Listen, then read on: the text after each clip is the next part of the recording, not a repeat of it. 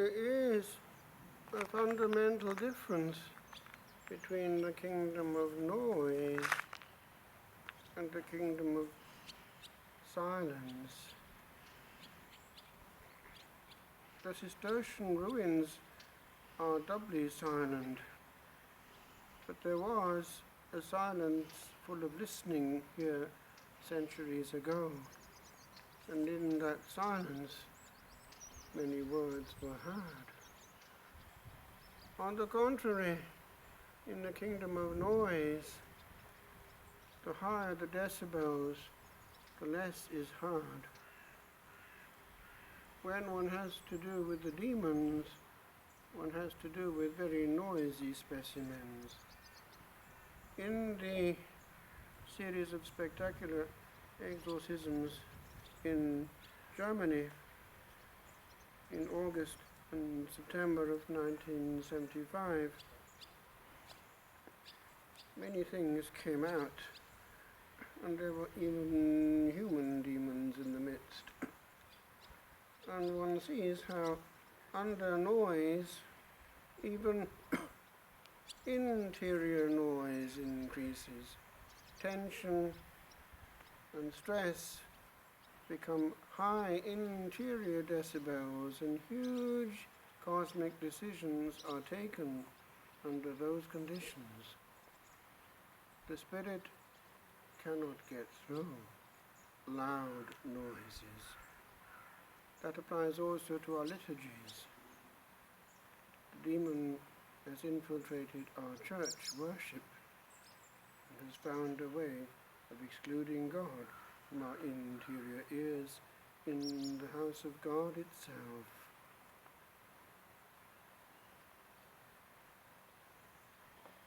There are deep in the depths, some depths so deep that puzzlement alone remains when they are heard upon our stage to rant. We mortals peep into a world forgot, whence ne'er a word returns to let us know what land was found by pilgrim and by pilgrim passing on, and on, where onwards has no bound. For ghosts can journey long from works ill done. And I thought not that Judas came again upon our land to meddle, or that one long silent had a voice, wherein from pain untold the old fiend in damned fun would giggle at the high credulity of mitred heads that belched eternity.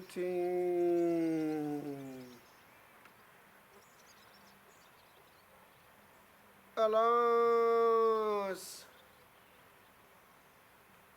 I hear upon the silence one great word that stills all others, drives all others hence, and bids me say no more. This night I heard, upon the darkest night, a calling whence all callings e'er to be in me shall find a place to be, a place to rest, to lie upon a bosom opened, nay, the blind and noisome gazing, ne'er the eye, but for a silence waited, e'er perceived, and more with eyelids fastened oft was seen, than by orifices all too wide that heaved and spluttered all, where small sound would have been a little more aware of little things. For much upon a softness often clings